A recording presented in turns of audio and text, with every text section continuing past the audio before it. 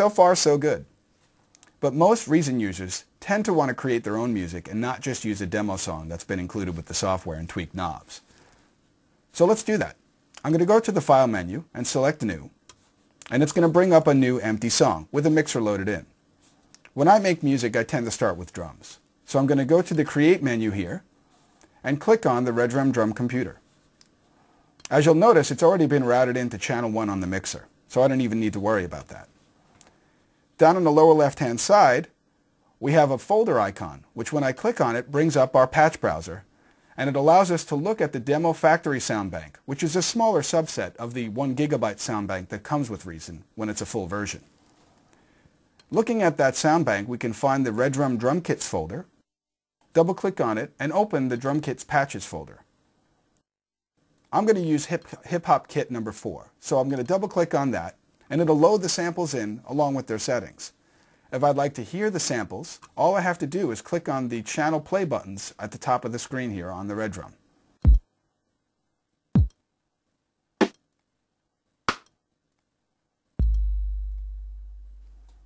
Alright, let's lay down a basic beat right now using the pattern sequencer of the Redrum computer. I want this to be kind of a laid-back track, so I want to take the tempo down to, say, about 96. And I use the transport section here at the bottom and change the tempo. Now I'm going to press the Run button, and that's going to start the pattern sequencer running. To program in notes or put patterns in, you select which sound you want to use, which in this instance is going to be the kick drum. I think we'll start there first. And program in some steps. I'm going to put one on step 1, 4, 11, and 14. Now let's put in a snare drum. So I'll select the snare patch.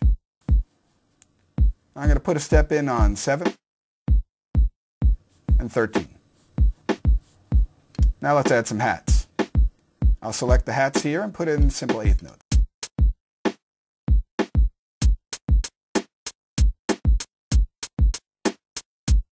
Alright, that sounds pretty good for now.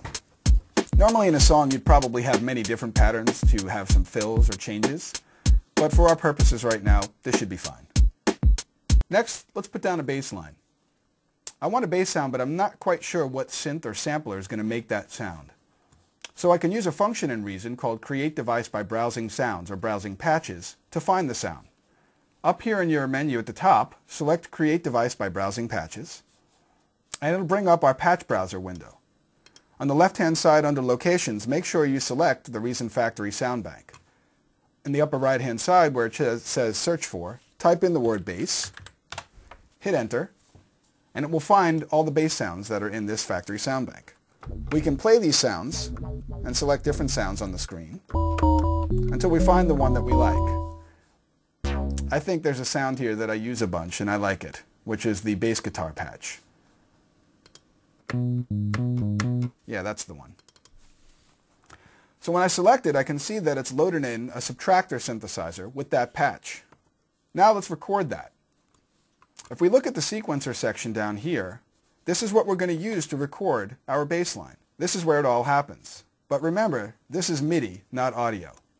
So what it's going to record is the MIDI that we play on this keyboard. To do that, we need to make sure that in the sequencer section, we have that track selected, as we do here.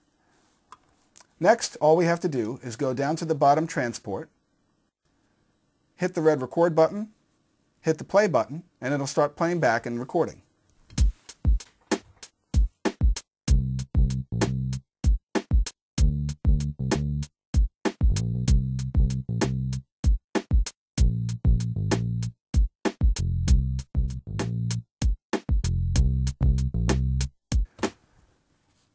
If we want to correct or compensate for my playing skills or fix some mistakes, we can use the quantize function here in the upper right-hand side of the sequencer window. There are many ways that you can quantize, but we're not going to get into that right now.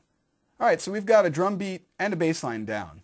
And we can go on and add more synths if we want, but that's something you can do on your own.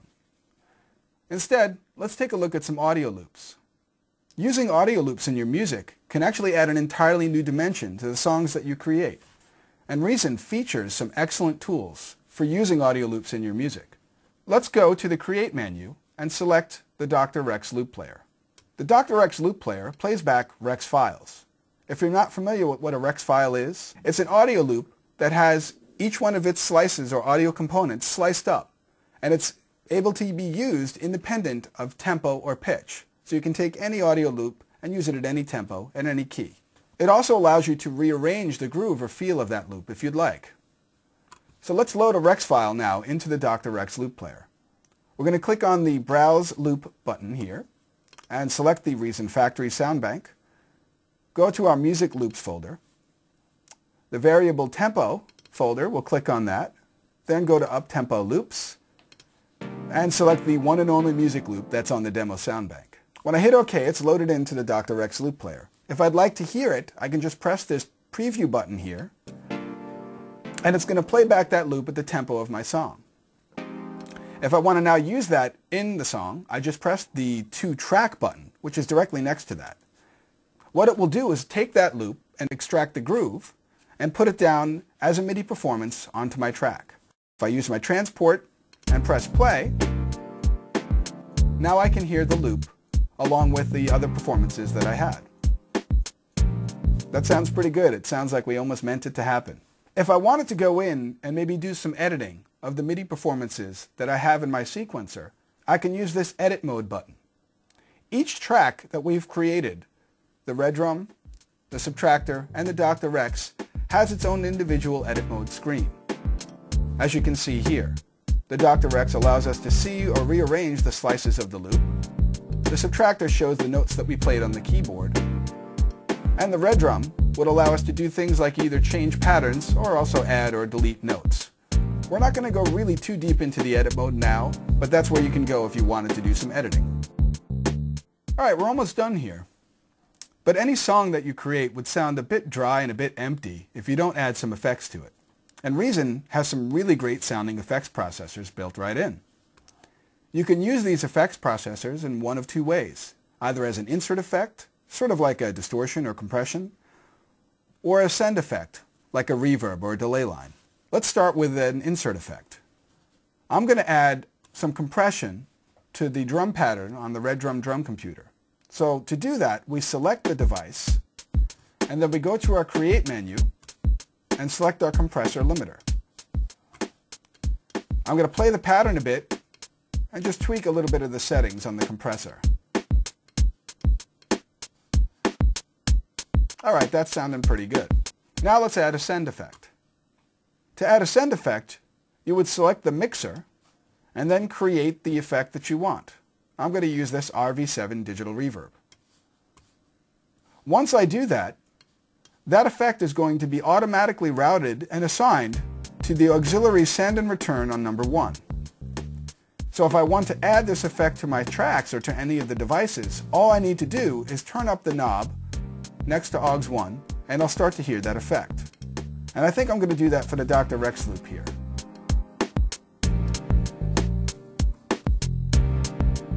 Alright, that's sounding a lot more like a finished piece of music now. If you want to learn a little bit more about how things are connected in Reason, push the Tab button on your computer keyboard and you'll be able to flip the Reason rack around and you'll see all of the audio connections that are on the back. And you can change those in any way that you like. You don't really need to learn this, but just so you know where it is if you'd like to make your own settings or connections. Alright, so we've got a little song that we've created here. Normally at this point, it would probably be a good idea to save your work. If you have the full version of Reason, you'd be able to do that. With this demo version, you don't have that capability.